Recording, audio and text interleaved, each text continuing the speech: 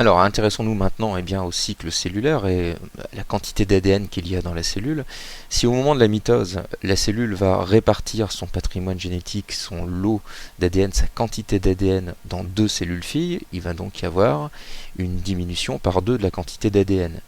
Il faut donc admettre qu'à un moment donné de la vie de la cellule, du cycle cellulaire, il y ait une phase où l'ADN a été dupliqué, recopié, où la quantité d'ADN a été multipliée par 2, représentée ici par le trait rouge. Bien sûr, cette phase de duplication, de réplication de la molécule d'ADN précède la phase de mitose. Alors si on regarde l'état du matériel génétique au cours d'un cycle cellulaire, on constate que pendant toute l'interphase, le matériel génétique est représenté par un matériel relativement granuleux, dense, qu'on va appeler de la chromatine, et qui est situé dans le noyau. Ça correspond à de l'ADN, comme vous avez pu le voir en classe de seconde. Les chromosomes, eux, ne seront visibles que pendant la phase de mitose. Pendant l'interphase, on constate, on divise en plusieurs phases, G1, S et G2. Pendant la phase G1, ça correspond à une phase où la cellule, après la division, va grandir.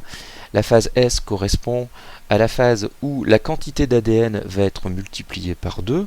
Pendant cette phase, la cellule va aussi continuer à grandir.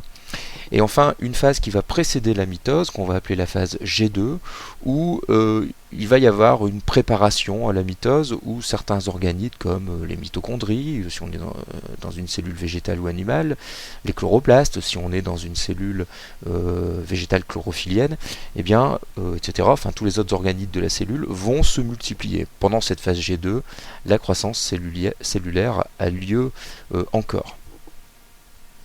Alors quand la mitose va démarrer et que les chromosomes deviennent visibles, qu'ils se sont condensés à partir donc de la chromatine, les deux chromatides filles portent rigoureusement la même information génétique. Et donc quand elles se sépareront au niveau du centromère lors de l'anaphase, chaque cellule fille recevra donc bien la même information génétique. Donc en résumé, voici le cycle cellulaire représenté. Donc phase G1, où une cellule sort de la mitose, donc elle grandit.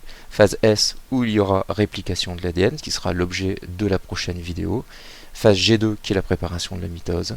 Et enfin la phase M, qui est la division cellulaire. L'ensemble formant un cycle cellulaire qui se répète à l'infini.